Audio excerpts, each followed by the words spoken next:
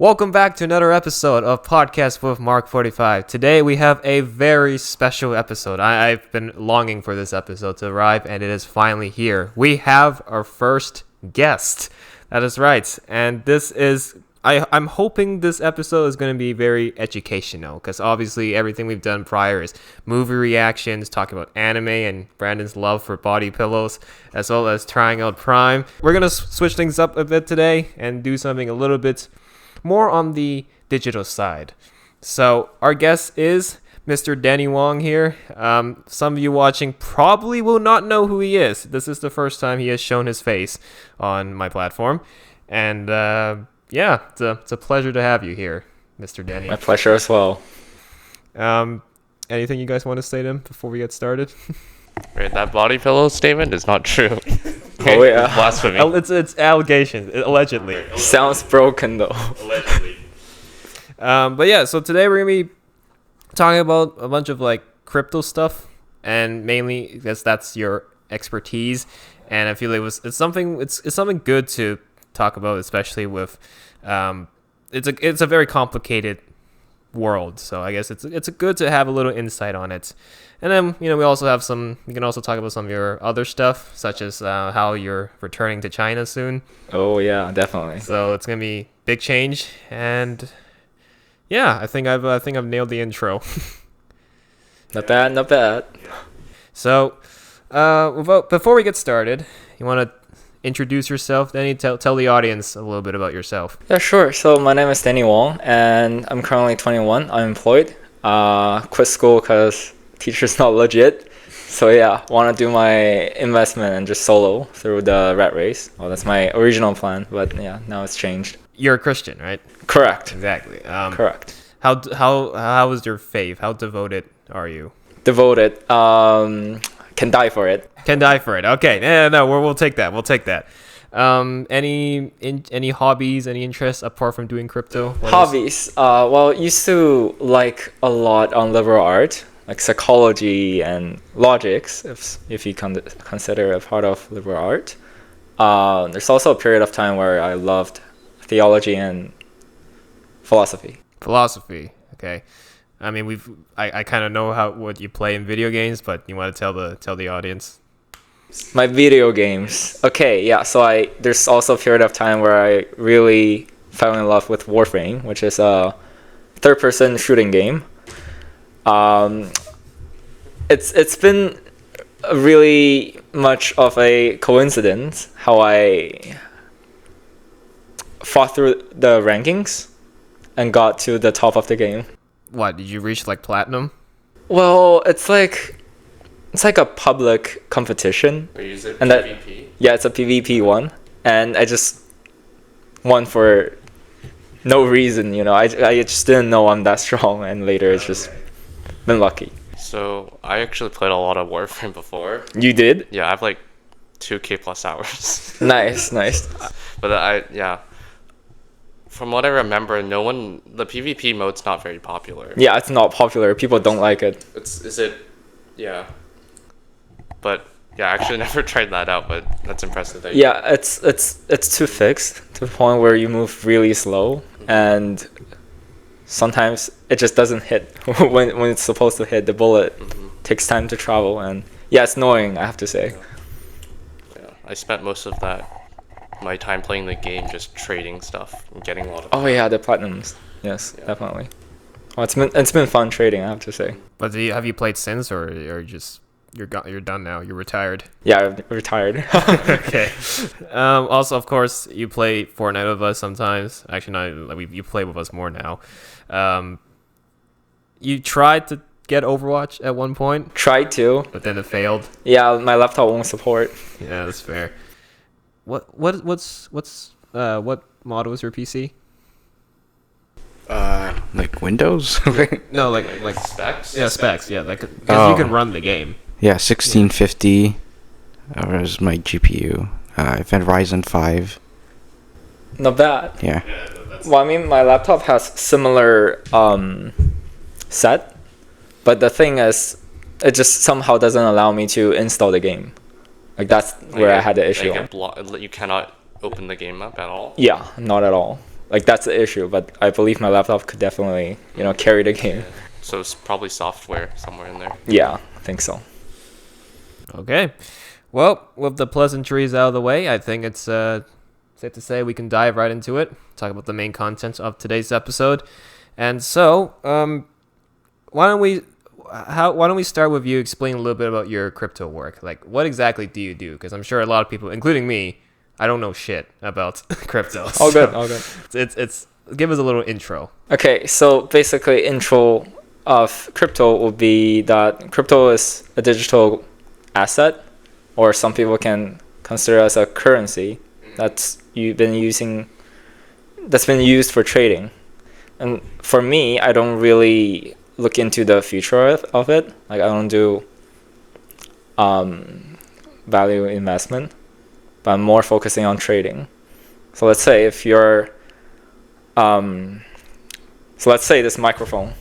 If you really believe that the company of this microphone has a future, you're a value investor. You're investing on the value of this company. So that's one type. Another type would be me. I'm a trader where I trade in between the fluctuation of price.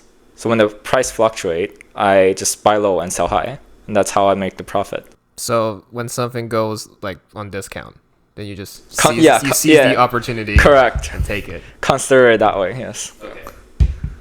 And well, meanwhile, there's also another way to play with crypto, as we call mining. But we won't get too detailed on that because I'm not an expert on mining. But I do know something about trading and fundamental analysis, which I will get into details later on. I forgot all my questions. Okay, well, I have all your questions on here, so we'll go through them slowly. Obviously, I'll skip all the mining ones. Sure.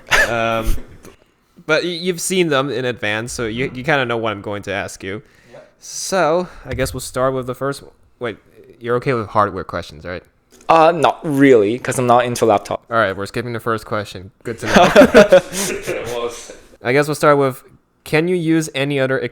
Actually, wait, this is also hardware. Oh, it's fine. I can go with that. Can you use any other external storage to store your crypto? Yes, and there's various ways. So in order to store your crypto, there's obviously 3 ways. One is you're depending on a firm, like institution or something that stores your crypto. Like Binance, for example. It's the biggest centralized exchange. So you're basically putting your money in the exchange in order for you to trade. But the issue is if the exchange is hacked, then your money will be gone. But like sometimes the exchange will recover the money for you, which in my point of view, I think is not really safe because you need to rely on some external units to take care of your own asset, which is not safe. So your average external storage drive won't do the trick? Yeah, I mean, that one won't. But there's another way, which we called cold wallet and hot wallet. I'll explain on the cold one first. So a cold wallet is like a USB, but different. This USB is specifically used to store crypto. And once crypto is stored inside, it will be detached from internet, so which no one can steal from you. It's impossible unless they get the USB drive and have your fingerprint on it. Like fingerprint ID? Yeah, you need to, in order to unlock the USB driver, you need to use your fingerprint. So unless they have the driver and your fingerprint, they cannot open and access to your asset. So that's a really safe way, I would say, because no one can touch it without you. That's true. Yeah, it's kind of. Do you think if they do like Face ID, it'll be more secure or no? Not No, secure. it's worse. Yeah, it's worse. Okay. Yeah. Yeah. I mean, there's another issue where it's too decentralized that you are actually taking care of the USB drive. So once you lost it, all your asset will be gone. Yeah, so you have to take a good care of the driver. Also, if it's broken, then it's gone as well. So there's no like cloud to store it? No, otherwise it provides a chance for it to be stolen. That's true. Okay. But, well, there is. which we call a smart contract. But we'll get into that later. Okay. It's a really advanced question. Sounds good. There's also something called Hot Wallet. It's like an app on your phone. Once you register, it will give you 12 random words, like table, microphone, bottle, like really random. And you have to remember it or write it down. So you cannot put it online. If you put it online, it can be stolen. There's actually drones online that's actually detecting 12 or 24 random words that's stored in personal devices. So if you try to store it online, there's a chance for it to be stolen. Through hacking? Through hacking. So you need to write it down physically and save it somewhere safe. So for example, for me, I wrote it down and I saved it at the bank. So there's like a vault. Yeah, so I just, leave that in there. No one knows unless you have access to the vault. Or unless you can see like the piece of paper. Yes. Or something, yeah. So those are the 4 main ways for people to store crypto.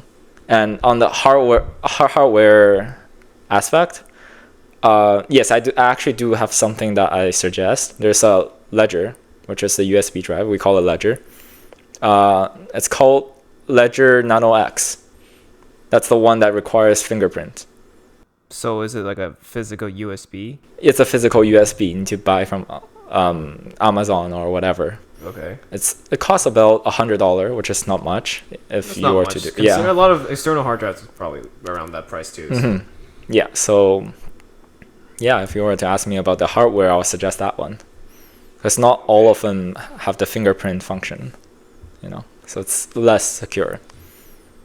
So you would say the fingerprint function is the most secure way from all like the other security methods. Like, here's the thing: if someone stole your hardware and it's not Ledger Nano X, they can just plug it into a computer and steal it. But if they use Ledger Nano X, they have to use your fingerprint and the ledger, and like they have to have you, the person, or the finger, and the ledger. Okay. Yes. So they can take it, but then it'll just be useless. They can't access. Yeah. Okay. Yeah. If they take it, does that mean you lost your crypto as well? For some hardware, they provide a service where you can actually transfer the crypto. Even if you don't have the hardware. Yeah, but I don't know for Ledger Nano X. I don't know for that one if they allow it or not. But personally, I think that one is the safest. How did you start crypto? Okay, so it's pretty coincidental, I would say. But first, before I answer this question, I have to ask: do you guys know about rat race? No. Not really. So rat race is basically the concept that people have to work throughout their entire life to barely survive. So like normal jobs, minimum wage, Yeah, eating ends meet. yeah, we call that a rat race. Okay. But the concept of rat race is more like you climbing up the social ladder, I would say. Like you trying to get rich through working. And with multiple people doing that, we call it a rat race. That sounds very sinister. Yes. And so beforehand, I was actually doing the rat race, where I was like trying to work my way up. But later, there's like one night, I just started my calculation. I'm like, okay, if I have my current job, which used to be $3,000 per month, not much, but good for a student. So I was calculating. I was like, okay, $3,000. A year would be like 36K, right? And 10 year will be 360K. 40 years, from 20 years old to 60 years old, it will be around 1 million something. But let's be generous and say there's no cost in between, and I got 2 million. The issue is, if we put in, like, calculate the tax, it will be around 1.5, I think. 1.5 or 1.8 million left.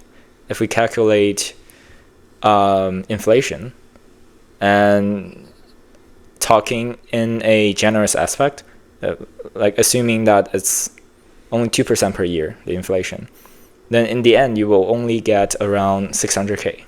Any liquidation? Liquidation? Like equity, like distributing shares, or it's all to yourself? It's all to yourself. Oh, it's all to yourself. Yeah, so like in that case, it's actually not even capable of buying a house. If you want to actually be financially free, that's not enough to support your entertainment, all that. And, with this calculation, we didn't even put in the cost in between. So it's like insufficient. It's not legit. So, and then I did like another calculation for investment, where if I have $100 as my capital, only 100, if we make 3% a day, which is possible in Crypto Circle, because yesterday I actually have a project and another project that I'm doing right now. It's already like 10,000%. It's like very possible in crypto. So let's say if we do 3% a day with a capital of $100, it actually turns into 4.8 million in a year. So it's like, not bad. Yeah, that's how I got into crypto. I'm like, can work, at least it's better than me working 40 years and getting barely 1 million, So yeah. Right. Do you have like a favorite cryptocurrency? Yes, but it's not really a currency, but it is a crypto. So it's called ETHS, which is the one I was talking about. For the function of this crypto is pretty complex, but in simple terms is that it makes the network cheaper and faster. So let's say if you are transferring a fund to me, it actually takes something called a gas fee. Consider it a service fee. With this technology, it can make the network cheaper and faster. So it's like really legit, and it can go really high. And on this one, I am doing value investment, which I'm not trading and just making money in between the fluctuations. It's like a better version of ETH, if you ever heard of it. Ethereum, yes, okay. A better version. How much of your day do you spend doing crypto? Oh, crypto. So that's a good question. Actually, so it really depends. For recent days, I'm preparing to go back to China, which I'll spend lesser time because I need to prepare for my dog's health certificate and all that. So I'm spending less time. But on the days before, the entire day, except eating and sleeping, I'm focusing on crypto. So basically your whole day? Yeah, my whole day, yes. But recently it's been decaying over time because like I no longer need that much effort on doing like analysis and stuff. So would you recommend an average person who's going to school, doing work, to invest in crypto as like part-time, in their spare time? I think it really depends on the acceptance of risk on that specific individual. Like if he can accept larger risks than stocks, then yeah, like welcome to crypto. But if not, then might as well do crypto might as well do stocks or Forex or, some other stuff. So it depends on the, personal acceptance of risk. So how do you avoid risk when doing crypto? There are a few things to check on, which I need to refer back to the fundamental analysis. So fundamental analysis is basically you analyzing a project on the fundamental parts, which goes the team, I would say first. Like first check out the team, see if the people are legit and if they actually have the technology and stuff. Second, I would say you check on the purpose of this project. If you know it's a scam, then just avoid it, obviously. And then you need to check on the community. So those three are vital. How do you find bad apples? Like how do you know, like if you're talking to this person that you realize that okay, their intention is to take your money and just scam you? There's something called white paper. So white paper is a document about a project that's officially given. So it's like a contract. Yeah. Well, not a contract. It's more like a introduction document. Yeah.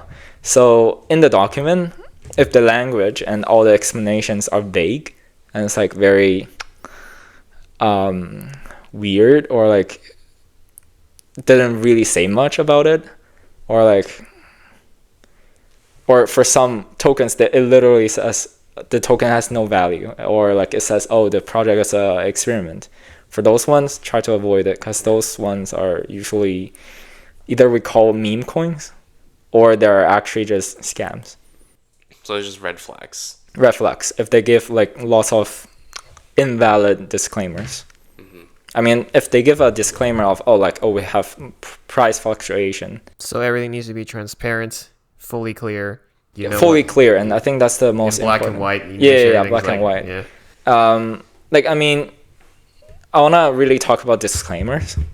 Like, for some disclaimers, they're valid. It's okay for them to have. Like, some big projects that would say, oh, we are not responsible for price fluctuations. We're only going to develop the project, and if it goes bad, it's not our fault. Or like if you lose money, it's not our fault. Like those, we get it. But there's some disclaimers feel like, oh, like we have no value. Like they just say in public, or they say that it's an experiment. Like for those ones, avoid it. Avoid it. Yeah. And like for example, yesterday I got into this project. OOFP, so oof, I guess. The coin is, I read through the document. It's very vague, and it doesn't really explain the technology. If it's a valid project, it's supposed to explain on the technology, how it works, mechanisms, and all that. And for us, the researchers who do fundamental analysis, supposing we're supposed to understand and at least, have an opportunity to get to know about it. But for that project, it just simply stated their value and their mission, and they don't explain on the technology and all that. I think too vague for me. Like for those ones, vague, avoid it. Like potential red flag. Yeah, potential red flag. Just don't get into it. Yeah. So this is how you can avoid scams and cryptos that might get dumped. I would imagine scamming is way more active in the crypto world. Yes. Because there's a lot of money you can just take from a person if you play your game right. I mean, to create a crypto, if you play it right, it only takes about $2 or less. Well, there we go. yeah. So in reality, if you were to do something like entrepreneurship and you want to make a scam out of it, it takes way more. So the behavior threshold, I would say, it's actually lower. So people tend to use crypto to scam more. That one, I have to be honest about it, So lower capital needed, therefore it's easier. Yeah. Right.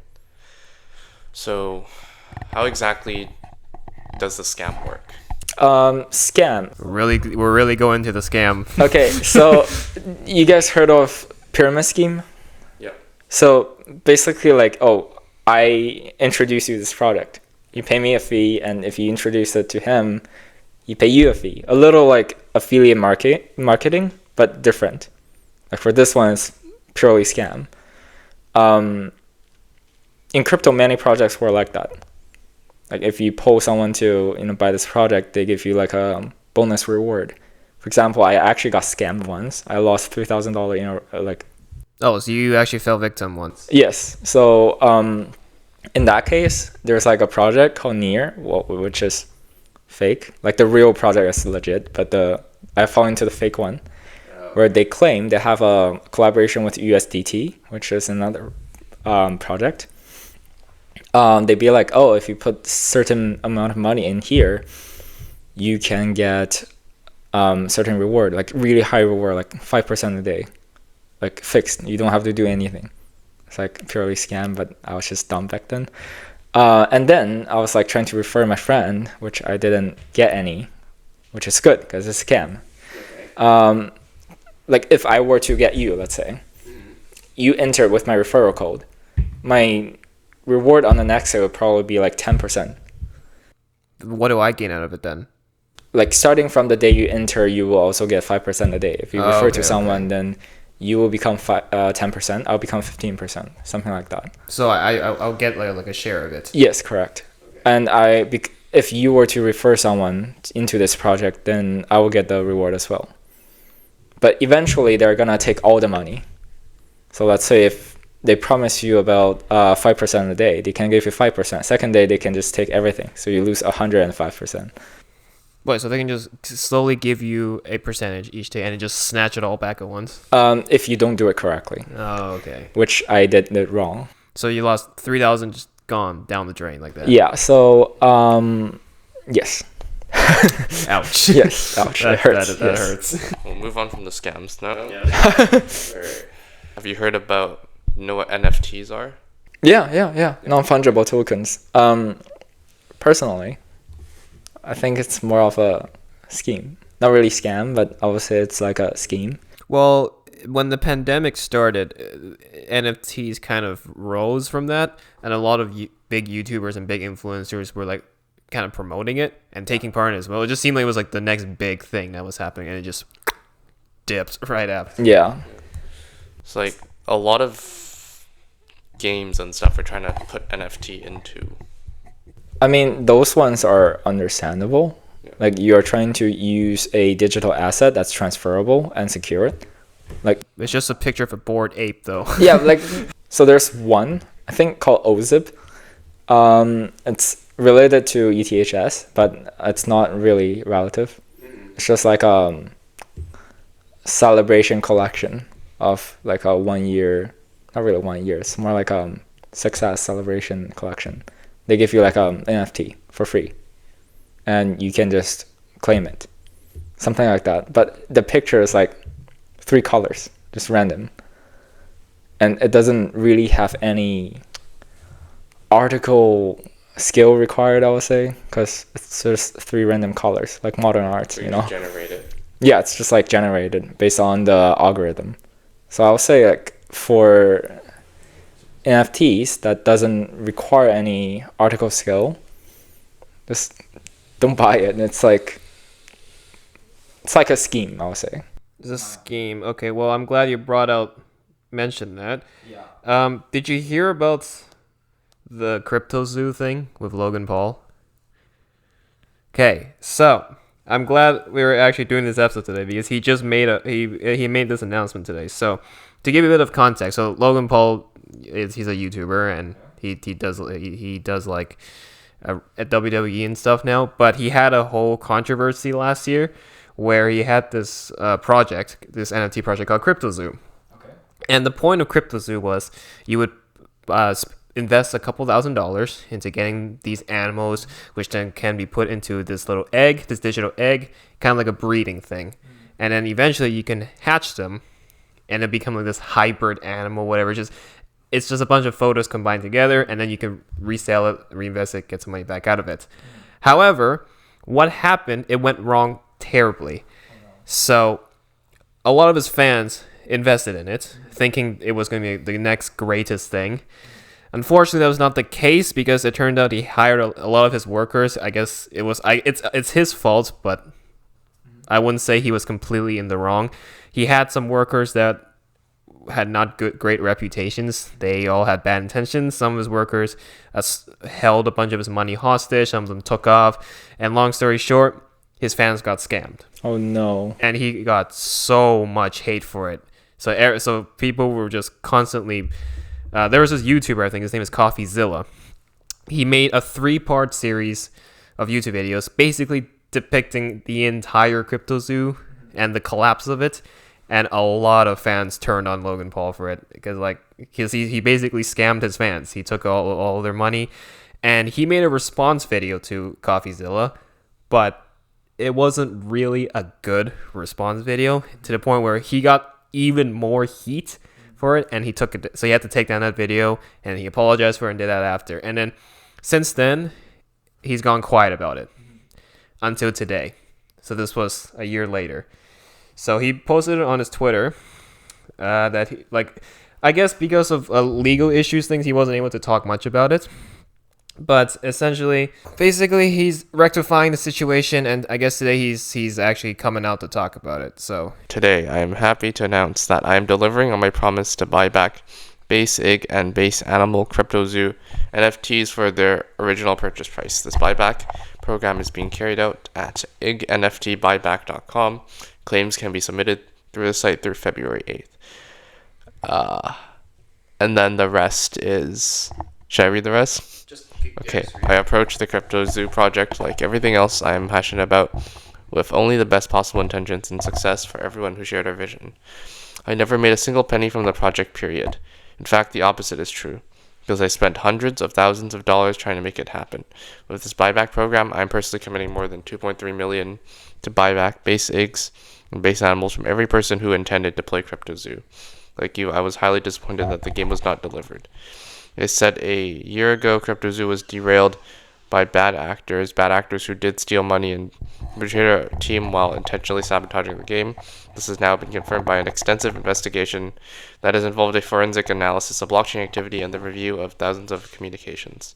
With this evidence in mind, today I have filed a lawsuit in federal court in Texas to hold these bad actors accountable. The 25-page lawsuit is public and can be found here. This lawsuit is not based just on snippets of conversation taken out of context. This lawsuit is the result of an exhaustive investigation that has included the review of the entirety of conversations and tracking nefarious trading activities related to the project. Nefarious trading activity taken behind our backs, their knowledge, and with the intention of defrauding us all.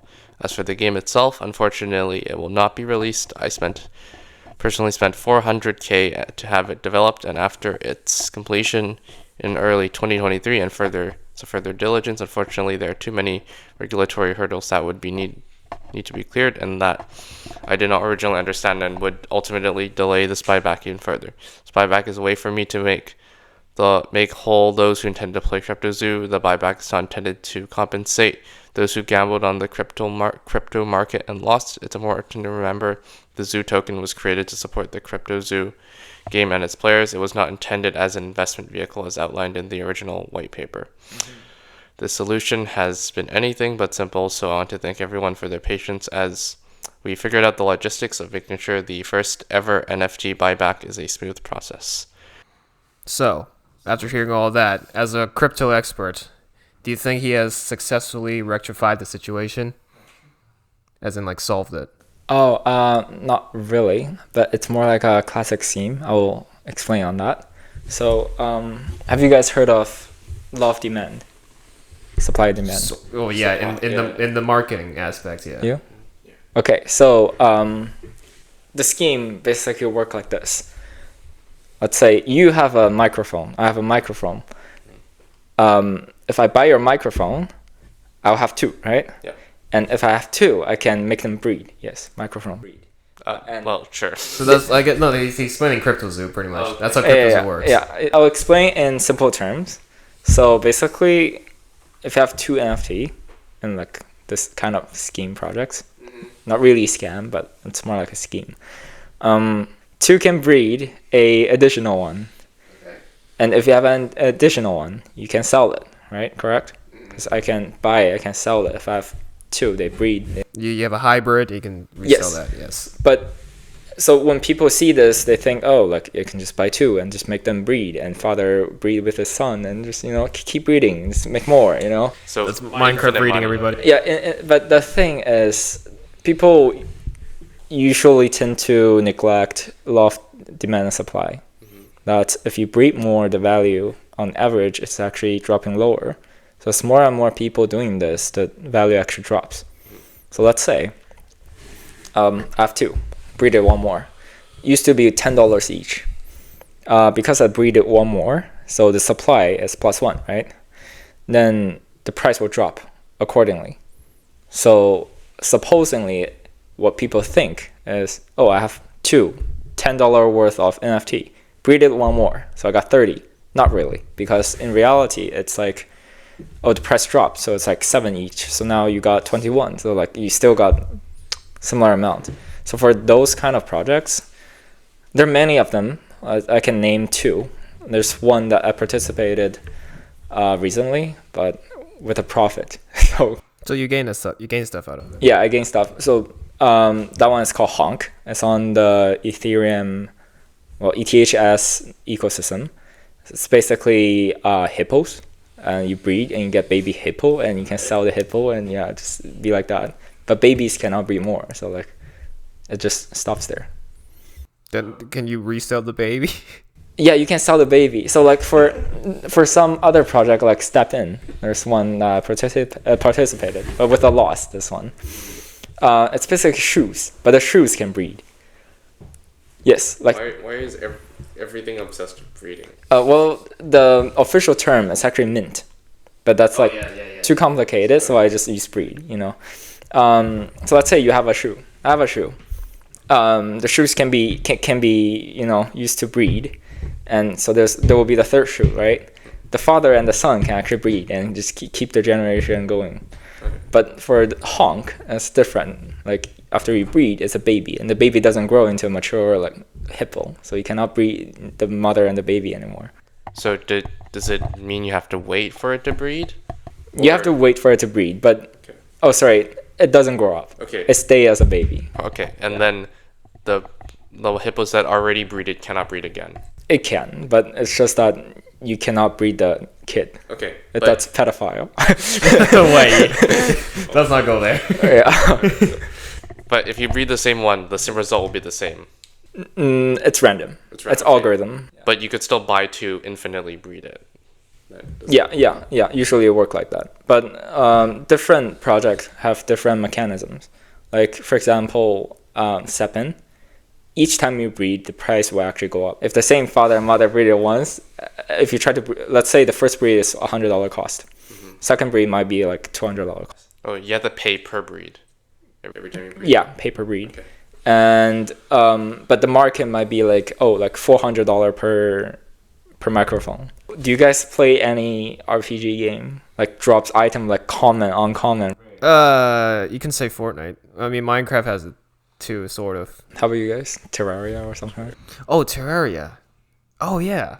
I forgot like that game existed. In some games, they have like, white and green and blue and then purple. Yeah, and the rarity of items. So for breeding, it's the same. Like, let's say you have two common father and mother. If they breed, they have like 5% chance to get a rare and like 20% chance to get an uncommon and like 75% chance to get like common because they both are common. Same thing. If for NFT breeding, sometimes it involves that rarity, rankings. So when you ask me about like being the same, it's actually not the same.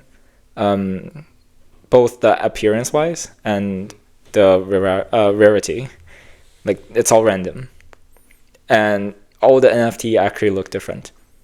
So let's say I have an NFT that looks like Mark, and Mark have an NFT that looks like Mark as well, but the same exact NFT might have like two different. Wait, it's still me. Both of them are still. Yeah, on the picture it's you. Okay. But one might be like golden blonde, one might be like Caucasian and like skin, but with blonde hair.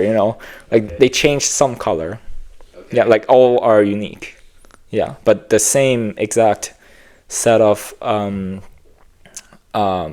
call it components cannot. It's always unique. You will not see a NFT that's same. So can't you just go to Photoshop and manipulate an image? That's the issue. So like with some NFTs, they don't require any article skill. So it's really easy for you to, just get the JPEG. Yeah, just take out Google Images. Does that? Yeah, but like, sorry, what's your? I was just like, does that actually work? No, it doesn't. But it's just that for you to get the picture, yes. It can be done that way, but for the ownership, the entire point is the ownership technology. I'll explain. I'll make it simple to understand. So, do you guys have any friend that's actually doing art? Art as in like drawing? Drawing, yes, specifically drawing. Well, I knew someone who did. Okay. Yeah. Let's say this guy is called Bob. Okay, Bob do drawing. I see what you did there. Okay, so let's say Bob do drawing. Yes. But he is not expert. Do you think he will have a contract to prove that his drawing is his? No, right? No, or he could like But he could just put a signature or something. Yes, but let's say if he's like a amateur, and he's actually really cared a lot about ownership and all that, and he don't like people to steal his picture, which I know a lot of friends that actually care about the ownership. Of course, originality. It's your work. Yeah. So that thing. The point of NFT is every single existence of NFT actually have something called a smart contract that's designed specifically for it, that shows the ownership of this drawing. So no one can manipulate it because it's decentralized. Decentralized means no one's able to manipulate it or like take full control of this and just change info, or like, let's say if it's centralized, let's say if I'm the bank, or if I'm the like a firm that controls all your info. This obviously belongs to Mark, right? Yes. I can say this actually doesn't belong to you. It belongs to him. I can change. Oh, you have the power to just take away my work and then just give credit to someone else. Yeah, for centralized powers, it does work like that, or platforms, whatever you want to call. But for decentralized, no one's actually capable of changing it. So the whole point of NFT is to create an ecosystem or an environment for artists to post their artwork and actually have a place to give them ownership over it, and give them a proof of ownership over it. But you could swap ownership. You cannot. Oh, okay, you cannot. Yeah, that's the thing. If you were to sign on a centralized platform, like obviously I don't do art, so I don't know what art platforms are there. Let's say for the boomers out there, we'll say LinkedIn. Okay, let's say LinkedIn. If I'm the owner of LinkedIn, I can simply change the code of the thing and literally like transfer it to other people, right? If I actually want to hack and do technology, all that, there are plenty of ways for me to actually transfer the ownership. But for NFT, it's impossible. Like that's the whole point about it. So if our work doesn't have really much of a requirement for originality, it's useless. It's basically a scheme. Okay, so like retracting back to the CryptoZoo thing then, like as an outside person who doesn't really do crypto, it's hard for me to really understand the whole like the whole situation. But do you like you said, so you're saying the solution that Logan Paul has put out today is not 100% effective? You think so? No, it doesn't require it doesn't recover the loss. Also, for the victims, so they don't get their full refund back. Not really. So let's say it says it will pay in the original price, which let's say. That's the objective of it. Yes. Yeah. So let's say, like it's written down there, right? Yeah. He's calling it the buyback, the egg NFT buyback. Yeah, but with original price. So let's say I propose this artwork of this microphone, or let's say this bottle. Okay, now this bottle is sold for $10, but let's say if people are actually furious about it, or zealous about it. Yeah, because you scammed them. Yeah, let's say go up to $1,000 per bottle, a picture of a bottle, $1,000 for one, and I bought it, and all of a sudden that news happened and it dropped to zero. What Logan Paul is basically doing is he's buying back with a $10, even though I'm buying it from $1,000. So it doesn't solve the problem. He still get a profit. Additionally, to create all that, it doesn't actually require lots of fund unless you have artists under you. Well, he did say I think he's committing 2.3 million to it of his own personal money. And then also, let's see what he says here. Yeah, I'm personally committing more than 2.3 million to buy back base eggs and base animals. And then he also said he invested around there you go. He spent around $400,000 into it. So he's basically saying he lost more than he gained. But the issue is, is that actually valid and true?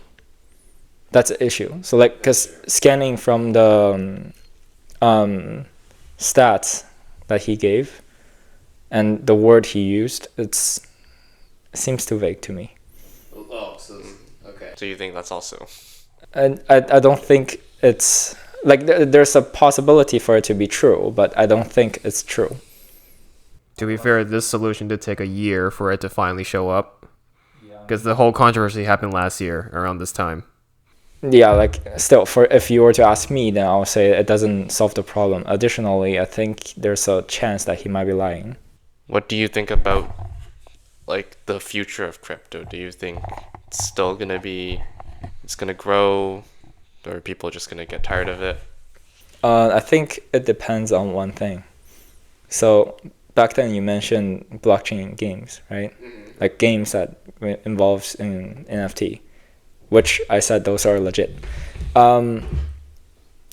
If blockchain games and Web3, or like some people call it Web3 games, but anyway, if blockchain technology and Web3 games are actually getting developed, plus metaverse, if those three are getting developed, crypto will, keep growing. But if those three died or turned out to be a impossible reality, then crypto will die. So it really depends on how blockchain will be used, how Web3 games will be developed, and metaverse. So what would do the most damage? Well, I think metaverse and blockchain technology. But blockchain technology... Okay, here's the thing. If metaverse died, it actually puts a limit on the growth of crypto. But yeah, like the potential is decreased. Because of the association or? Association. Okay. They're closely associated. Yeah, so if blockchain technology died, like if there's no miner anymore, if there's no one to support the entire blockchain anymore, then crypto will die. But for metaverse, if metaverse died, it simply decreased the potential of crypto. It doesn't kill crypto. Okay. Yeah, so as long as the blockchain is still there, supposedly it should be fun. And fine, yes. How likely do you think the blockchain will die? It really... Here's the thing. If you were to ask me, when will Bitcoin go up? Yes, the big question. Yeah, simple. I'm not sure because it really depends on lots of external factors. But if you were to ask me, let's say, when will we reach 2025? Then it's obvious. I can calculate it, right? I can give you like a specific time through calculation or like... There's stats. Yeah, there are stats to actually analysis. But for the life of crypto, it's more like it depends on people. If people don't support it, then it dies. So we don't know when people will stop supporting it. And we don't know if institutions and countries are gonna disrupt it someday. So it really depends. Like for some questions, it just involves too much factors that I cannot really answer, because I wanna be honest and I don't wanna, give lies. Of course. The truth always comes out. Yeah, so direct answer, I don't know, but supposedly, if we keep growing like the current economy, it shouldn't die. Okay. Unless someone disrupts. So it'll just keep going up unless there's suddenly something that just cuts it. Yes, I think so. It'll just dip. We used to have shells. We trade shell is the currency in the beginning, but later we use money. There's another way for crypto to die. Is if there's a new type of currency that can replace crypto and do better. So back in the days, people used shells to trade, correct? Like if I pick up... They use whatever they have as currency. Yes, they picked shell first. And let's say if you have that microphone, You can use like 100 shell and just buy that microphone, and you have the shell. You can buy it from someone else. How about like products, like physical products, like for example, Prime? It's a drink company. Could you apply the same principles there? I mean, if so, that's something we call consensus, which I'll get to later. Okay. But for now, I was just explaining how if like the possibility of a new currency can replace crypto. That in the beginning, people trade with shells, but later got changed into cash, right? So instead of shells, now use cash. Use cash to buy stuff and sell stuff. And then we have crypto. I think if we were to have something that's more advanced than shell, cash, and crypto, then people would probably raise a new consensus of it. And a consensus means, let's say, there's a ball on the table. I know there's a ball on the table, and you know there's a ball on the table, and you, Mark, know there's a ball on the table. It looks very big. Yes, and Santos know there's a ball on the table. Then we have a common and mutual understanding of this existence. That's what we call a consensus, where everyone reach an agreement of something. So let's say if crypto has no consensus, means that no one acknowledge crypto, no one take it for real, and no one actually consider it as a currency, then crypto is trash. Yes. So that's why I said crypto depends on community, because we need consensus. If people don't acknowledge it, it's trash. Have you heard of Luna? Luna, yeah. So that one is a scam, obviously. Yeah, because, okay, so a bunch of other YouTubers also invested in that, and one YouTuber in particular, KSI, he I think he put 2.8 million into it, all gone. He only made $10 out of it. Congratulations. I mean, bad luck. He lost all of it. 2 million just down the drain like that. So it's safe to say Luna was a bad rap. Mm-hmm. And FTX, like there are projects like that. Like if you heard of it. But like, what caused it? What caused the failure? I forgot about Luna, but for FTX, which is an exchange, they fell because the way how they manage the fund is not legit. So it's poor management. Poor management. They put users' money into risky projects without telling the users, and they were busted later on, and that's how it crashed. But for Luna, I forgot. I forgot how it fell, so don't ask me that. Okay, I guess we'll never know then. Right, so you mentioned earlier that no one's really able to accurately predict the price of like crypto, like Bitcoin. Not accurately, but you can. You can. So it's very difficult, but. No, we call it technical analysis. Okay. So, let's say. So there's something we call indicators. Indicator is indicators. Okay, now indicators. Indicators basically is something that tells you and give you signal to buy or sell. Mm-hmm. And there's 1,000 of those tools. You can get them for free. They're free. You can just. Is it like they help you scout for like good deals or something like that? Yeah, kinda, but it's not like a bot. It's more like indicator. An indicator. Like Okay. Is it like a program? something like that. So let's say you see this light. This is a indicator, right? It indicates that it's recording, I'm assuming, right? Yeah, if it turns red, that means it's muted. Yeah, so, or if you are disconnected, it simply goes off, right? Yes. So a crypto or technical indicator works something like that as well. When it's time to get in, it will tell you to get in. It will show on the data that, it's like, time to get in. Wake up. It's go time. Yeah. But when it's time to sell, it will also tell you something like that. But the issue with it is there's something we call market maker. As in like selling? No, market, well, it has two definitions. One is that you are making, let's say, I'm offering you a deal. I'm making an order for you to buy. Let's say Bitcoin is currently 45K, I believe. And so it still retains value. Yeah, but that's not the main point. The main point I'm trying to get through is, let's say I'm a market maker. I'm trying to sell you 50K per Bitcoin, which is very expensive, more expensive than the market. If you take the order, then you're a market taker. So you're taking the order. So you're talking about like price maker and price taker, like that? Kinda like it.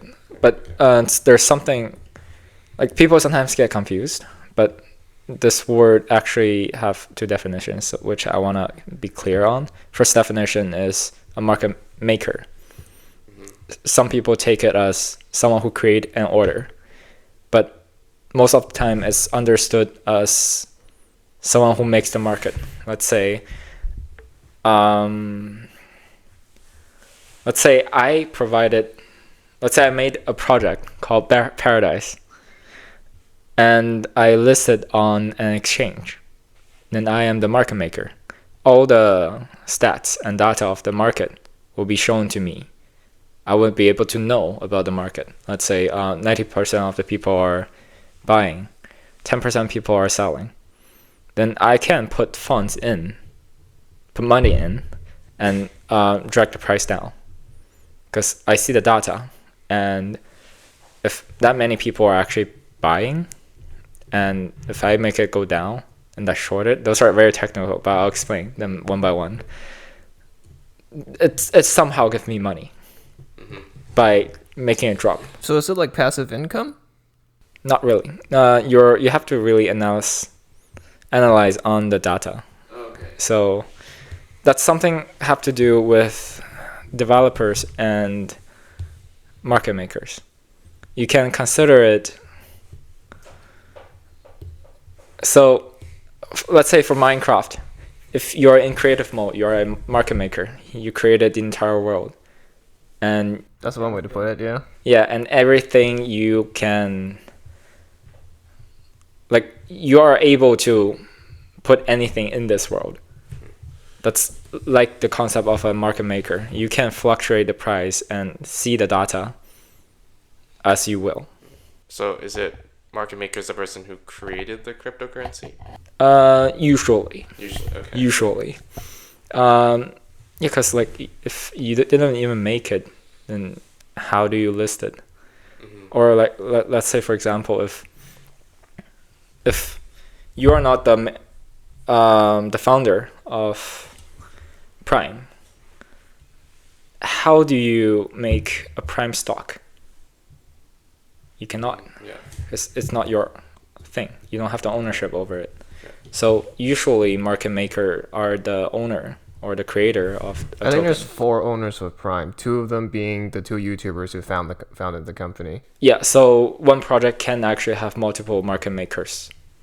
Oh, okay. Yeah, so it's not like a singular thing. Yeah. They can be a team and they all analyze the market at the same time. It's possible, but yeah, I'm just saying like usually there's a market maker. So there's the market maker, there's also co-ownership. Yes, but that's not the point I'm trying to get through. Referring back to how to predict the market, there's indicators, right? And there's also market makers who can break your indicator by either. Oh, they can cause a disruption and just. Yeah, they can disrupt your network, which is very possible. Like sometimes we call it cut the internet cable. So it's like hot wiring it. Hot wiring it, yes. Yeah. So once it is done, you won't be able to sell or buy. You can click multiple times, it doesn't work. So it's like a kill switch. Like a kill switch, yes. It works like that. That's one way. Another way is, many people are selling, and then the market maker can just put in like 1 billion and just like drags the price up, and many people just like, either lose money or they lose the profit. Like that something could be done by market maker alone because only they have the data. The true data, at least. People can predict what the data is, but no people one, can also lie about it. they don't give the data. Oh, okay. Yeah, so it's also disclosed. That's disclosed. So people can predict the data. So to predict the price of the market, either you predict the move of market maker, or you predict the market by using indicator. So either you're predicting the move of other traders as you, or you're predicting what the market maker, the rich people, are doing, and you just follow their move. A little like if you're predicting the market with indicator, you're like entering a battle with multiple different Minecraft players. But if you predict the move of a market maker, it's like you are aligning with a player who's in creative mode and fighting survival mode players. So God mode. God mode, yes. So basically you're following God. Yeah, but you are still in survival though. You are still on survival, yes. Survival trying to Co-op with, yes. Okay. So yeah, those are the two main ways. Either you follow the God, or you just try to be strong and battle your way through. Yeah. So it's just from how you described it, it sounds like one method's better than the other. Here's the thing. They don't usually make moves. The market maker make moves very like rarely. Yeah, they don't make moves until they want to. And you don't know when they want to. That's the issue. So if you want to stand with the God, it's very vague. Yeah. It's difficult, but if you do it correctly, it will give you lots of profit. So let's say if you have like capital of 100k, if you predict the market right, you might make like a 5k on the trade. But if you follow the God, the market maker, one trade could literally bring you like 70%, 50%, or like if you make it right, 1000% is possible. Recently there's a project called TRB, which stands for I don't know. Okay, it's TRB. TRB, but people who are interested in crypto will know. This crypto went up from 200 to 700, so 30k axed. 30k percent axed, right? So if you follow the move of the market maker right, you make 30,000% within 1 hour. Yeah. So $1 turns into 30. Wow, that is just like income coming at lightning speed. Yeah, like lightning speed. But the thing, the trick is, the price dropped to 180 after it raised up to 720. So it went from 20. It went from 200 to 720. Yeah, and then it went down to 180, and many people lost their money. Oh. Yeah, because many people buy at the top. They bought at 700. Yeah, and then it kind of got dumped. Okay, so that's the pump and dump scam. Well, sort of. So here's the thing. There are three different things about pump and dump. So one. Oh yes, I've actually wanted to ask you about this pump and dump. Yeah. So to pump but to directly answer the last question, to predict a crypto's movement, either you use indicator to predict the market, or you predict the move of the market maker. But referring to this question about pump and dump, there's actually three different concepts that's closely related, but we have to differentiate them. First is the pump or dump of a project, which, let's say if I made a new improvement of technology on my project, let's say ETHS, I can make the network faster. I can make the network cheaper. Let's say if you want to transfer money to Mark, used to require $10. Now I only require 1 cent. So that's an improvement on the technology. And the price might get pumped somehow because of the improvement of the technology. And to dump a project, it's basically, I officially announced that we're gonna, stop this project, and that's considered dumping it. And then when you dump a project, all profits And it are lost. doesn't usually give profit. It simply resembles that the project has been a failure, and it doesn't necessarily bring the market maker profit.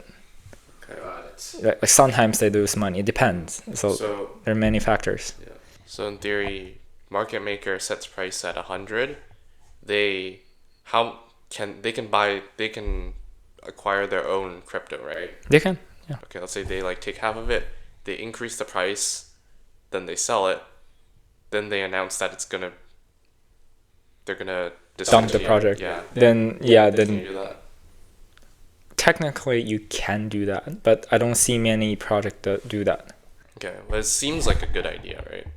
On the surface. Unethical, but yes, financially, yes, it's a good idea. So Financially. I think, it's very unethical. Yeah, like, because you're basically just... Okay, so it's like... let's say I'm the founder of Prime. And I released an announcement that we're going to collaborate with Godzilla. Those like two wildly different things, but all right. Yeah, two wildly different things, but let's say that. And the price of my company, the stock price, went up, let's say 100x. And then I suddenly announced that, we're going to disclose and just discontinue the project of Prime, this drink. And before that, we sold all the stocks. Yeah, it's possible. Even with stocks, not... Wait, so the collab isn't called off, but the drink itself is called off. So the collab is announced, and then you're going to call off the drink company. Yeah. Oh, okay. So, they can give you a fake news to pump the price And, first. yeah, and then they don't deliver on it, and then... Yeah, and then they sell before they release a second news, which they're going to dump the project, which make the scenario you gave possible. Okay, so that's roughly how pump and dump scams work. Right? No, I'm just saying how possible the scenario that you gave, which is to just raise the price first and then sell it and then dump it. Okay. But usually it's just technical issues and just discontinue. Okay. Yeah, no one's like... So what's the point of doing a pump and dump scam if there's not many profits? As I said, it's possible to be a simple failure of project, or it can be profit, of course, or the entire is just a shell company. Just Shell as in like no value. Shell. Oh, it's just fake value. Fake value. Those are all possible outcomes, but usually it's just for profit. Usually. Otherwise, there's no reason for them to pump and dump. And they acquire profits by spiking the price up. Yeah, so that's but this will be related to the second concept. The first one I talked about is to pump or dump a project, right? Which you make something fundamental more valuable or less valuable. So let's say, again, founder of Prime. If I appear or I happen to make dirty money, that's something fundamentally wrong and people don't like it, right? Then the stock price will obviously decrease. That's like dumping a project, but not really dumping it. Or let's say I just discontinue Prime. That's also dumping a project. But if I were to simply sell a lot of my share, then that's dumping the stock or dumping the crypto. So dumping the project and dumping the crypto are different concepts. One can dump the price of a crypto, but not dump the project. So those are two different concepts. So you could mass sell your shares and the crypto is still around, just the value is very low now. Yeah. So there's actually a crypto called Big Time. This crypto is for a Web3 game. Is there a name for the game? Is there a name for the game? The game is called Big Time. Big Time. It's basically RPG. So you can basically select 4 different roles. There's Time Warrior, and there's like a mage, and there's like Time Warrior. Yeah, like assassin, and there's like support unit. I forgot what the name of the class is, but anyway, Like Overwatch now. yeah, it's a little like that. But the market maker, which are developers of this project, sold most of their share in the very beginning of the project. So yeah, but the project's still continuing. So like a smaller scale of CryptoZoo. Yeah, but I'm just saying, like, it do happen, and it just happened recently with the Big Time.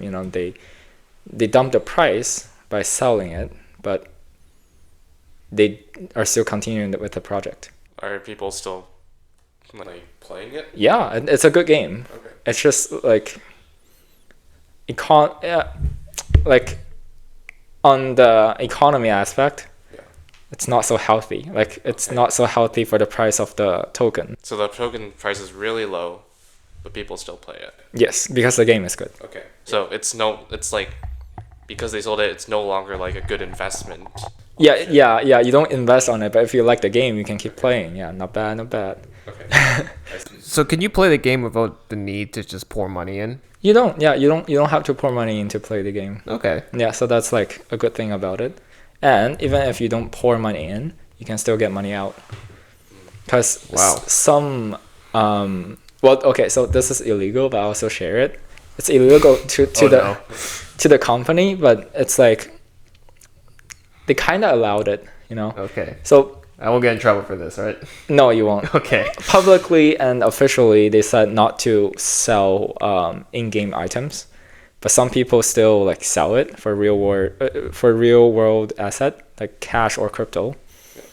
Well, crypto. And that's how you can make money off of the game. Yes, like by selling items you get from the game, which I try to do, but it's too much time and effort involved. So I'd rather stay with my investment. And it's the right thing to do. Yeah, I mean, I don't want to do something illegal and just like play the game all alone, and then someday I just find myself, banned. I don't want that. Yes, that is very, very valid. Yeah. Santos, you have been very quiet this whole time. So Santos. Let's get you to ask the last question then. Question 11.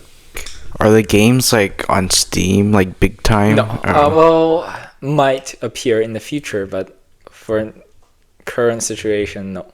You have to download from the web. Oh, okay. If you were to actually do the business of selling in-game item, it actually can earn a living. Like, it possibly can.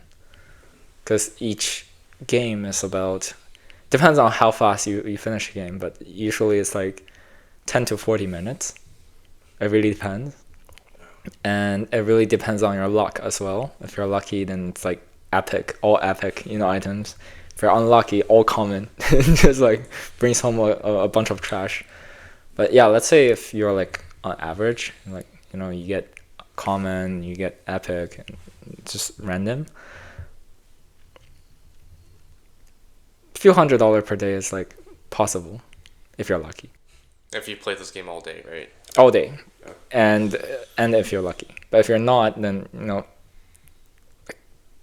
$40, $20 is possible as well.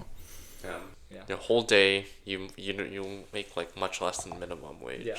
It depends. Yeah, true. But it depends on where you live. So let's say if you were to live in Indonesia, tax is like 1% or 0.1%, and the cost of living is really low. And the salary there is also low. And so if you were to play this game in Indonesia, then yeah, you can make a living, definitely. Because it's all relative to your cost of living. Yeah, correct. It's like in there per meal. If you were to have a big meal, it might be like $7. If you have a small meal, it might be like not even $1. So yeah, it's like it really depends on where you live to support your life.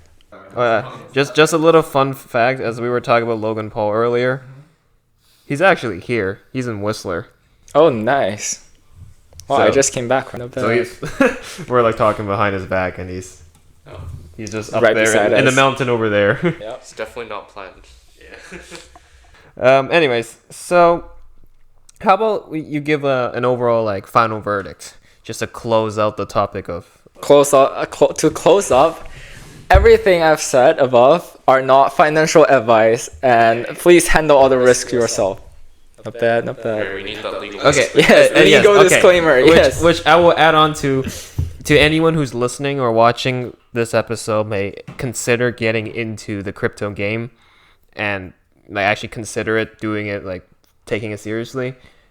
What would be your advice to them? So like apart from the financial thing, like give them like a quick starter crash course. Okay, so first one will be to never touch futures contract or options contract. So options contract would be like the example I gave back then. Like if the price of Bitcoin is 45K, I can give you an offer of 50K, which people can get scammed. But those kind of scams usually don't get promoted by the platform, but they still exist. Just don't touch it, because and the profit of it also doesn't go really well. So options are like low profit, while you get lots of scams and risks. Don't touch it. Like that's a kind of contract. Be aware of contracts; they could lead you into scams. Yes, and don't do futures. So something we call futures trading, if you ever heard of it. So futures trading have two modes, long and short. So short means if the price of the project go down, you gain money. If the price of the project go up, you long it, you get money. Don't touch it, because that's how the market maker gets the data. So the more you do, the more data they have. When you're doing it. They only get the data when you're doing it. So when you do the trades, they get data? Yeah, so let's say, for example, let's say this is a stock of Prime. If I bought it, how do you know when I'm selling it? Maybe you're just buying it to drink it. Yeah, you know I am buying it because you can track it. You know I have it on my hand, but you don't know when I'm selling it. But for futures contract, it will give the market maker when you're buying it, where your stop loss. You guys heard of stop loss? Kind of. Okay, I'll explain that later. It would tell the market maker how long you have bought it for, how much you put in, and how to make it possible to make your money gone. That's the data I will give the market maker. And you don't want this kind of risk, so don't distribute into that futures trading, because there's a lot of risk involved in it. So about stop loss is like a order, like a thing that you can put on. When the price reaches certain limit, it will automatically sell for you. That's what we call a stop loss order. Only market makers are able to see this, and if they know where a stop loss order is, then they can simply make the price hit the stop loss, where you lose the money. But never like below it, where it triggers. Yeah, I mean, here's the thing.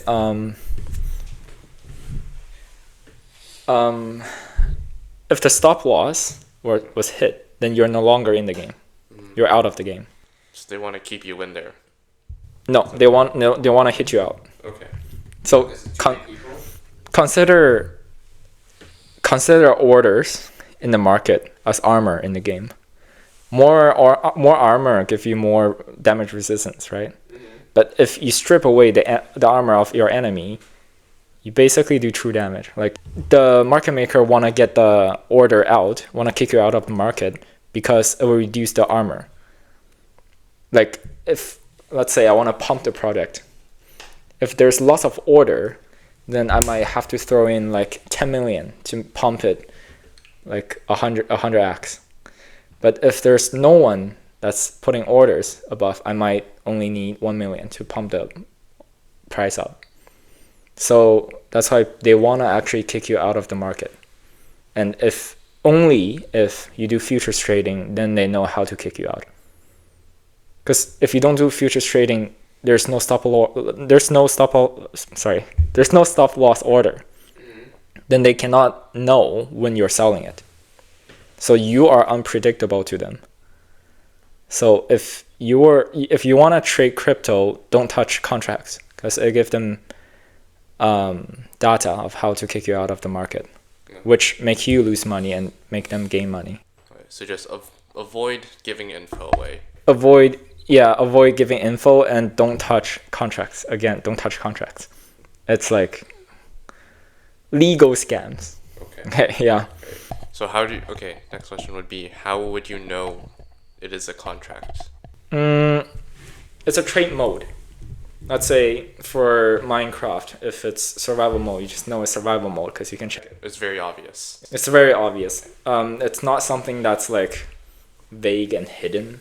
It's like right there. It's like stated, like written? No, it's like it's more like a button on the app. Okay, so the app will literally just tell you. Would tell you futures contract. If you press it, you're entering that mode. Okay. If you don't touch it, you're not getting into it. Okay. Then you will not be involved in the distribution of your data. Okay, so they have to tell you. They must tell you, Yeah. and they must make sure you understand, and they must have your agreement. So it's gonna be like when you try to get into it, it'll have like a bunch of pop-ups saying like Bunch of pop-ups, and you have to answer questions and all that. So so it's very obvious. very obvious. If you don't get into it intentionally, it's impossible for you to get into it. Yeah. So it doesn't just like some ads, they have like small X on the corner and you can't even tap it to close it. Like it's not something that's forcing you to do or something that's sketchy. It's more like trade style that is very obvious, but don't touch it. I have just thought of this while we were recording this. Okay. Obviously, I collect Funko Pops. Funko also has a whole NFT crypto section about it. Really? Yeah. There are Funko NFT digital pops, and I don't have any of them because I never bothered getting into it. But basically, with these pops, they are digital collectibles. But you can actually you can get the physical actual pop through redemption. So with I'm just gonna read this here. Thanks to blockchain technology, each NFT Funko Pop has a unique identifier, ensuring that no two digital Funko Pops are the same. This limited nature adds to their value and exclusivity, making them even more desirable for collectors. So the way they work is you put money and you get these packs. These packs. They're called drops. Drop.io drops. So this will allow people to purchase the standard or premium packs containing a variety of digital pops. So you make an account with the drop website, and you fund your account with the required cryptocurrency, usually wax tokens. I don't know what that is. Bro, never heard of it. You don't know? Wax? How do you spell it? WAX. Wax. Never heard of it. You never heard of it. Okay. Probably the token that belongs to it, or associated with it. Okay.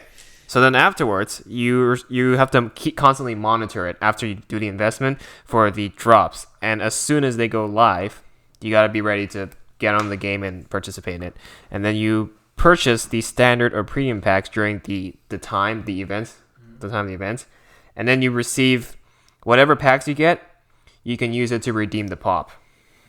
So as you said, it's there's like tiers, right? You said there's different rarities. So they have it here too. Uncommon, common, rare, epic, legendary, and grail.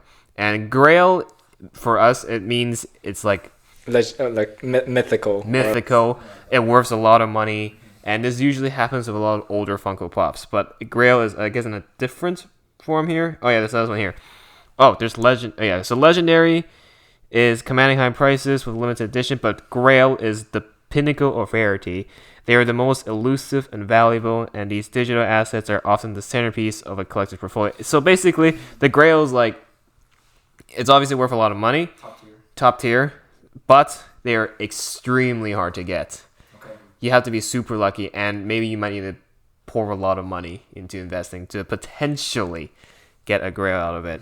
How this works is you buy the pack. When it drops, you open it, then something comes out, and you don't know what it is. Yes, and then you use whatever you get from the pack to redeem the physical Funko Pop, and they'll ship it to you. Oh, okay. So NFT becomes physical, but you still have the NFT. I think you still have the NFT. Nice. Here, Santos, why don't you read this section, the high value of NFT Funko Pops. The high value of NFT Funko Pops can be attributed to several factors. First, their limited nature ensures exclusivity, which often translates into higher prices. Additionally, the digital format allows for unique features and enhancements that are not possible with physical Funko Pops. So, my question is, do you think it's worth it? So that I'll have to elaborate on something called utility. Consider it function.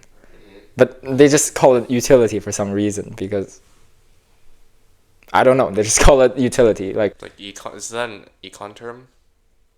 Not really. So utility in econ is more like a measurement for satisfaction, right? Yeah. But in here, it simply means function. A utility of something means function. But I'll just put it into a simple term, the function. So some NFT have function. For example, if I have this NFT, I might be able to purchase the crypto with a discount. Let's say if down the market is 10 cents, I might be able to buy with 8 cents. Like, that's the function of the NFT, which we call a utility. For some NFT, they don't really have an utility, which is a function. Those ones are useless. For example, I had one. It's like one of the Avengers NFT. It's simply a drawing of Thanos, but it doesn't have any utility. Like, it doesn't have any function except for the art itself. So for those ones,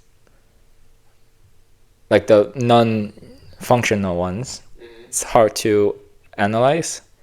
But for the Funko Pop, you actually get something, and you get to keep it as a collection, which Funko Pop itself is all about collections, right? Precisely. Yeah, so I think if you like to collect, yeah, let's say if you spend $20 and you got something that's actually expensive.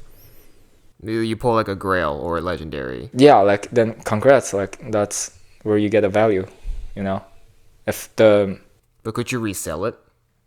You can. Once it's distributed, like once you bought it with a certain amount of money, let's say $20, the NFT is yours.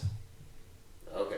Right? And so how do you redeem it? Do you have to send it elsewhere? I think there's like a code on it, and then you go on Funko's website, you put down the code or something, and then all you gotta do is pay for shipping, and there you go, the pop is yours. Wait, so the numbers are on the NFT? I think that's what it says. Because like you have the packs as well. The packs already has an NFT like photo of it, of the pop. Yeah, so you get there's a little code on the back of the pack, of the content inside. You use it to enter the code on, I think, on your Atomic Hub account. It's like a trading platform, and it is it also is an option as a secondary marketplace for anyone who missed out on the events. It gives them a second chance. So if they miss out on the drop event, they can take their packs to get a pop they may want or something like that. So long story short, is like it's like a coupon. There's a code at the back. You redeem it, and then you can claim a pop for yourself. On the back? I think, or inside the pack or something like that. But I thought it's a JPEG, like a picture. It's in there somewhere. They weren't really specific on it. Here's the thing. Anything that exists on blockchain, anything, literally, including how much money you have in your wallet, can be searched on a scanner. So, like, for those who knows, for example, Etherscan or like BSC scan. That's how they do it. On the Atomic Hub account. Wax token. So the pop's already listed on there, and then you use whatever packs you get out of it to redeem it, I think. Basically, everything that exists are trackable. Like anyone are able to find info about it online. So if it exists in a form of NFT, and if the code is on the picture, potentially, then anyone can steal it. Sure, yeah, you can just take it from... Because it's trackable for everyone, because it's transparent.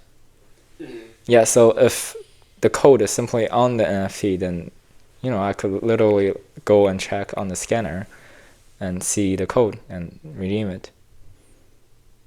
Like it's very possible. So like it, to play with the mechanism, that would be another topic, and how this entire thing works. It requires time to study, and I really need to get into it and learn about it to.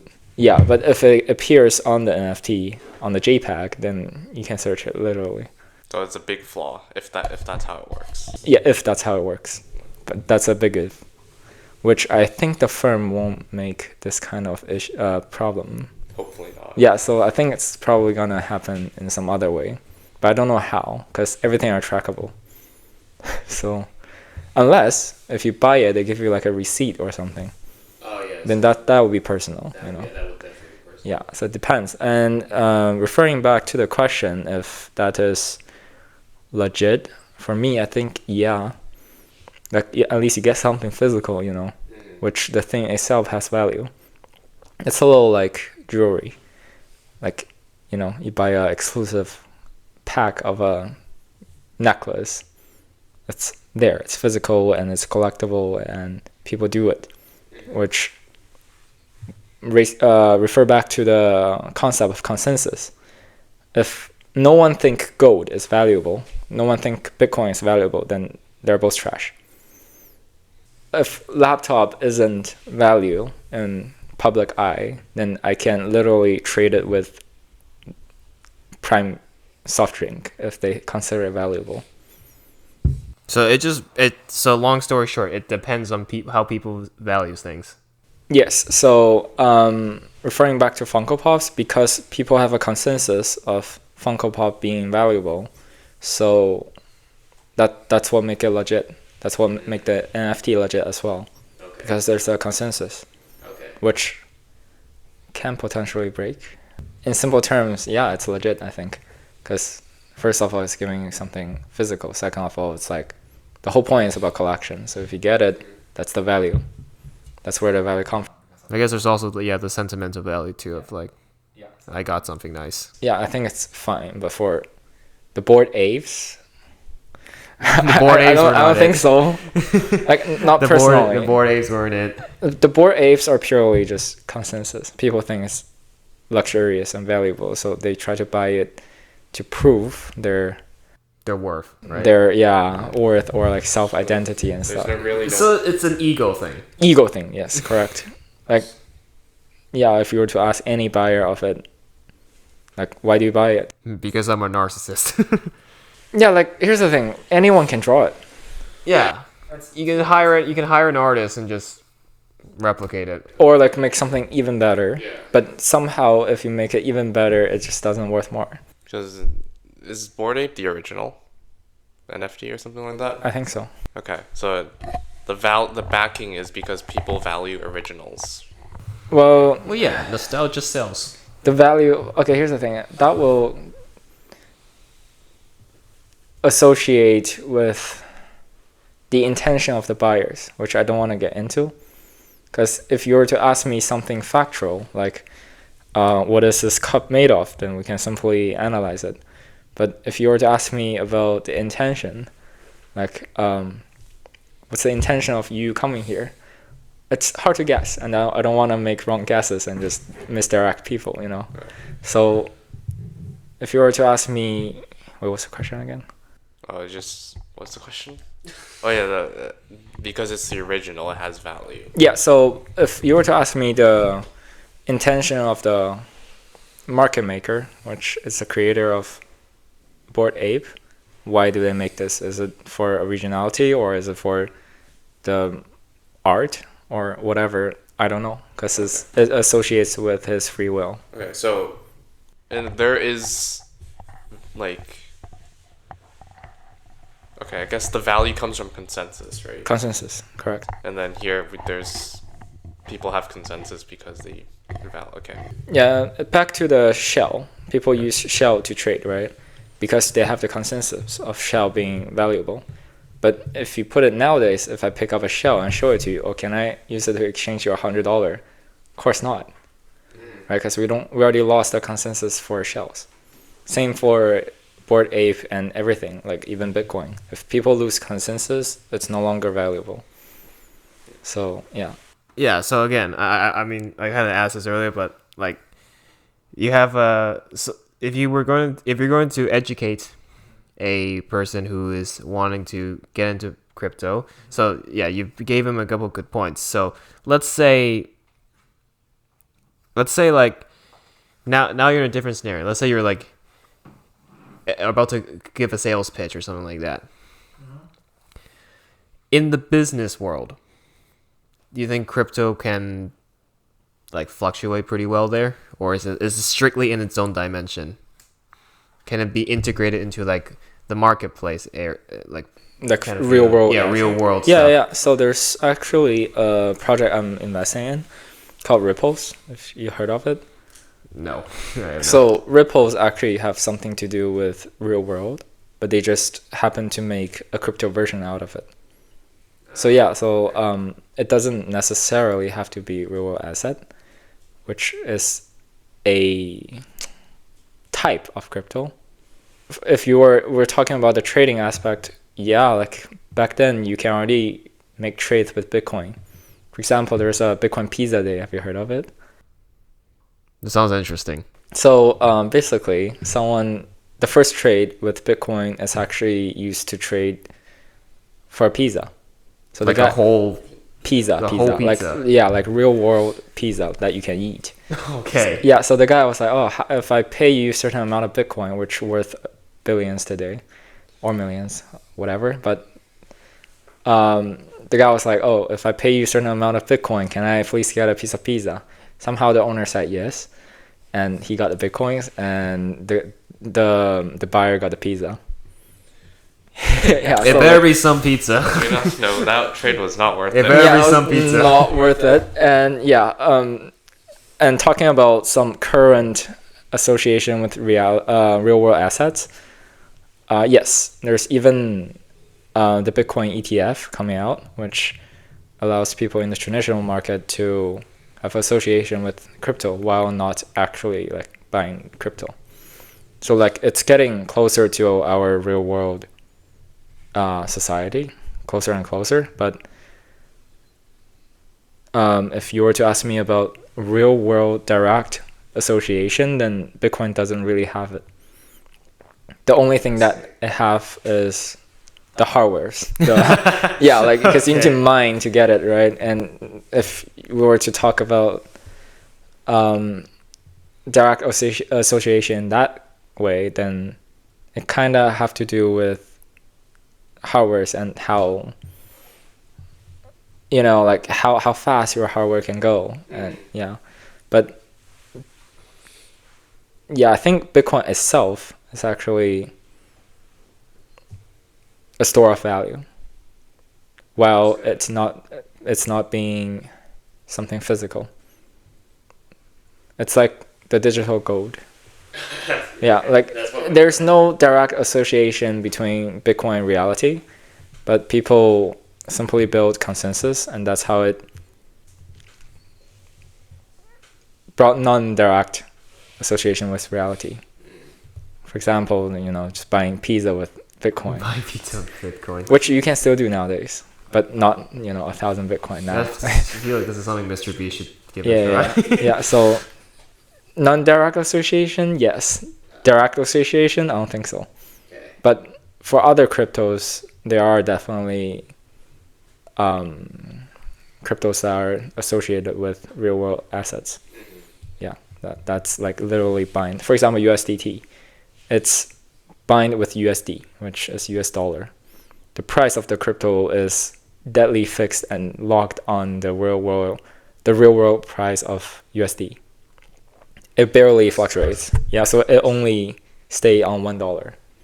Yeah, so crypto in general, yes, they do have some crypto that's directly associated with reality, but for Bitcoin, nah. How about let's wrap it up with this? It's kind of more of a personal question.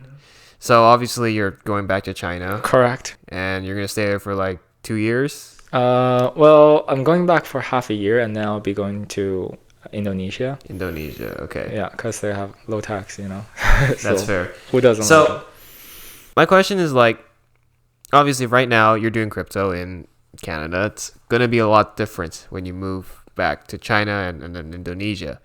So do you think it's going to benefit you, or do you think it's going to change like dramatically, and you think like you're going to have to change up your strategies with crypto? No strategical changes, but more benefits, definitely, because So you think you'll do fine? It won't affect you. yeah, like here's the thing.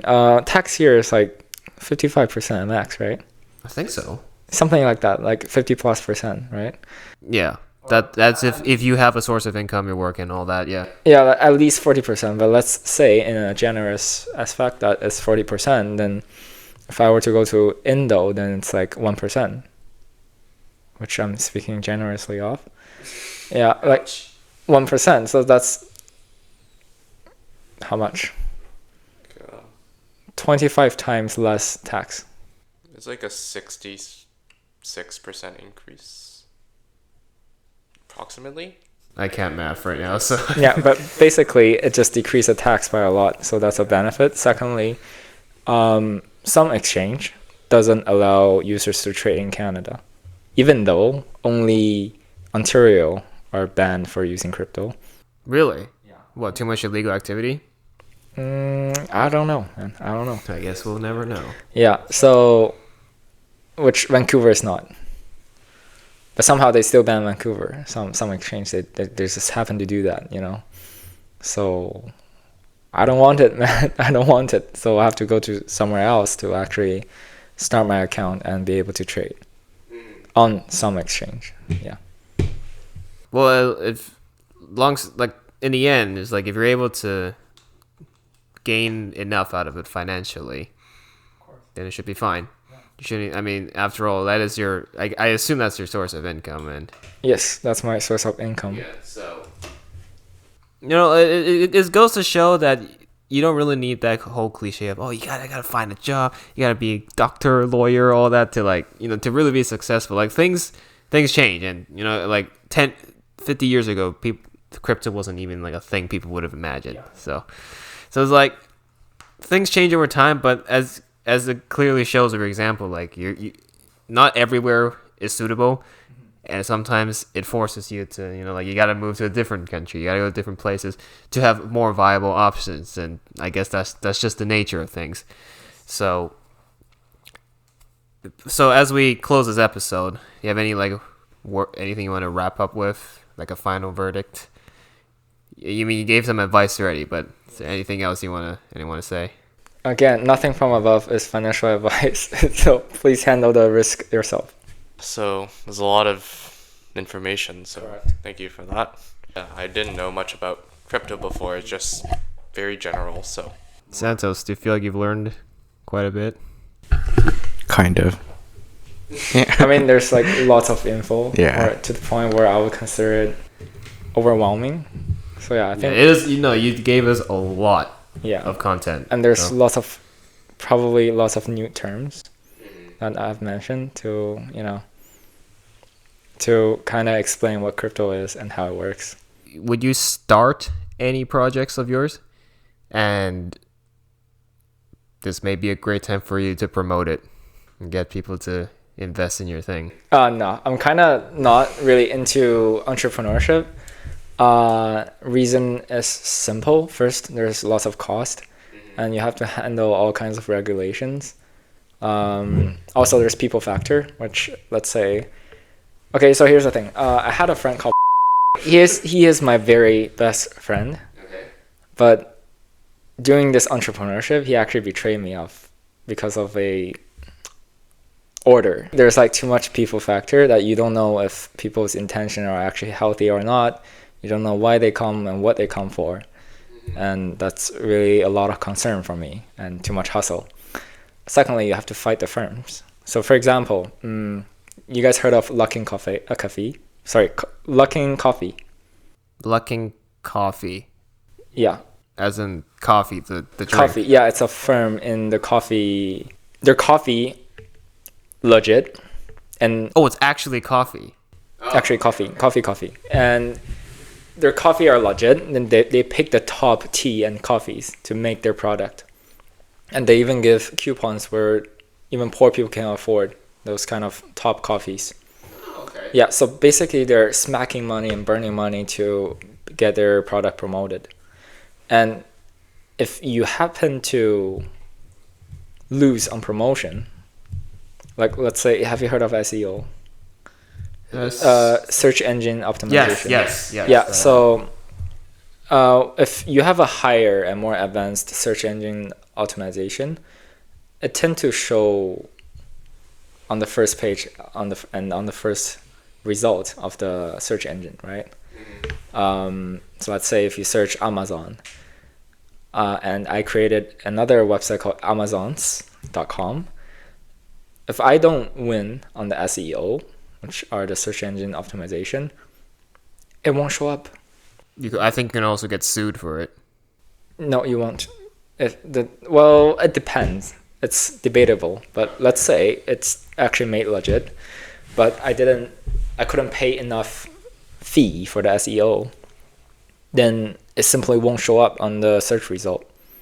Even though my Amazons.com actually exists, which I don't actually do that, but I'm just using as an example. So basically, if you don't burn more money than the big firms that's already in this industry, you will simply die out. No one will know about your existence, and you will simply get smacked. Yeah, so same for crypto. If I don't promote it well and pay enough money and put in enough effort into it, people won't even notice. Even though I already smacked millions and put in lots of money and effort, sometimes you just can't fight the firms, So might as well just. So that's what happened with your friend. He just betrayed you. No, for him, he basically tried to take the order by himself, which involves a large amount of money. So imagine this. We had a product and people want to order a lot from us. He just took the order and run. He took the money from the order without giving the product and ran. So he scammed. He scammed, but I didn't. So yeah, I ended up telling the user to recall the money. Charge back? Yeah, charge back. Try to contact the bank and stuff, which actually gets solved. And yeah, Bob didn't get anything, but he revealed his true intention, which kind of made me quit entrepreneurship. Too much factors that's not in control. Like, here's the thing. If you were to invest, okay, buy low, sell high, simple. You get the money, cash out, and you're rich. Entrepreneurship, different. Hustles, SEOs, burn money, and you have to contact people to collaborate, and you have to get workers like Logan Paul or Paul Logan. Logan Paul, yes. Logan Paul, right? So his worker basically cheated on him, right? Yeah. Yeah, so simple as that. Too much people factor. The only thing, he's going to sue them. He's filing a lawsuit against them. Yeah, so that's also the regulation issue I talked about. There's too much things involved in entrepreneurship, and there's too much dark areas that we don't want to get into involved in entrepreneurship. So basically, you are taking all the risks of a project, and you have to go follow regulations, and you have to learn about the laws. And your tax, it's like 100% must pay. I'll elaborate on that later. And there's people factor, and you have to rely on your customer to pay you up. So let's say if you get a good product, but people simply don't like it, you still don't get the money because people don't want to pay for it because people do what they feel like. So a lot of problems. Yeah, a lot of issues, and to convince people and to make sure everyone on your team don't cheat on you, which you are not assured of. And so the people you surround yourself with in this business is very, very crucial. And by the way, the entire economy is rigged. So they and we don't want to get too much into that. So that's a bit politico, but yeah, so basically you can get hacked and get unlisted for no reason. They can give you a vague reason and telling you, oh, you are getting unlisted. And your product and your website, same for your company, are all getting unbranded. Then you're done. Wow, there's like that could destroy people's lives. Yeah, and referring back to the tax, if you're an investor, if you don't cash out, you don't have to pay the tax. So let's say if I have, let's say if, okay, 10 Bitcoins. If he doesn't turn it into Canadian dollar, it's not taxable. Because if he don't cash it out, then it's untrackable. How do you know it's his wallet? That's true, because cash is physical, so you can't track it. Yeah. For online, you can track everything, but you cannot know who it belongs to. Well, you can track. I'm pretty sure you can track the cash out. You can track the cash out, but you cannot track the person who's behind online activity. Yeah, that's true. So things on crypto are trackable and transparent, while it is actually anonymous. So yeah. So back to that tax thing. If I don't cash out, you can't tax me. But for entrepreneurship, every single penny that goes into my wallet are already in their data, storage. So they know everything. You have to pay every single thing that you have gotten from your entrepreneurship. So much regulation. Yeah. So, and we don't want to do entrepreneurship anymore because of all this, reasons. Well, there you go, ladies and gentlemen. He's discouraging entrepreneurship. No, I mean, like, you can still do it. For example, Luckin Coffee, their competitor is actually Starbucks, but they somehow are able to fight Starbucks and actually win. Like in court? Not in court, just like in business-wise. Oh, in business-wise. They actually won the entire market in China. Oh, yeah, it's China. Yeah. So Big market there. which is good enough because, that's already a lot. If it's simply just China, then if you master and dominate the entire market, that's great profit. I'm saying that it's possible for people to do entrepreneurship, but for me, I don't want to do so much hassle and That's true. Yeah. take all that and have the potential to go to jail. There's nothing illegal. Yeah. I mean, it's like too much, too centralized. Yeah, well, why throw away your life or something like that? That's the thing. I mean, for some people, it's like a game, and It's like a gamble. and here's the thing: trading for me is like a game, and I enjoy it, and I can really play with it. Okay. But that's valid. yeah, for some other people, they simply just like entrepreneurship. They like doing business, which I'm not against. I'm just saying, for me personally, I don't choose entrepreneurship because of those reasons. Yeah, so it's valid if people want to do entrepreneurship, but for me, not my thing, man. Not my thing. Not gonna take that. Yeah. Direct answer to the question about the entrepreneurship I did. Oh, yeah. So ever since that order, we actually disclosed it with no one actually losing, because that's actually our first customer, and it just happened to be a big customer. And ever since that, I just, re-examined the entire thing about entrepreneurship, and I decided to disclose it. Yeah, not doing it anymore. Crypto's complicated. Correct. There we go. Correct. Ladies and gentlemen, we got him. Anyways, thanks for taking your time to do this with us. My Being pleasure. one of our first guests. this is fun. Maybe we'll have more guests in the future. I did have some crazy ideas, but they were instantly shut down because they were little to impossible from actually happening. But you never know. Let's see where this show may go. But hey, all the best of luck to you. When do you leave again for China? January, the middle of January. Okay, so not too far from now, but well, if you come back 2 years from now, maybe we'll do a follow-up episode. Yeah, we'll definitely. Yeah. We'll see what happens. But how did you find this experience? This podcast experience? Yeah, how did you find this experience? Yeah, not bad. It's more like compressed version of my knowledge about crypto. I mean, your compressed knowledge, you still talked about quite a bit, so Yeah. it wasn't really that compressed. Yeah. But yeah, anyways, we'll call it here. So thanks so much for listening and watching. If you're on YouTube or on Spotify, doesn't matter. Be sure to subscribe to the second channel. Maybe we can get this show big enough, then we can actually get some money out of it. It's not monetized yet. As for now, and also, of course, I don't think this will be an edited down video on the main channel because this is not a movie review. So this will just be a full-length episode of its own. We will probably post some clips on the main channel or TikTok. We'll see what happens. Depends on how much I want to use my editor, how much time I want to waste for him. But as for now, and any last words you want to say to our audience, Denny? All of the above are not Oh my financial goodness. advice. Okay, there we go. And please handle all the risk yourself. All right, well, Cheers. There we go. Cheers. So thanks for listening. Thanks for watching. Be sure to subscribe, and we will see you in the next one.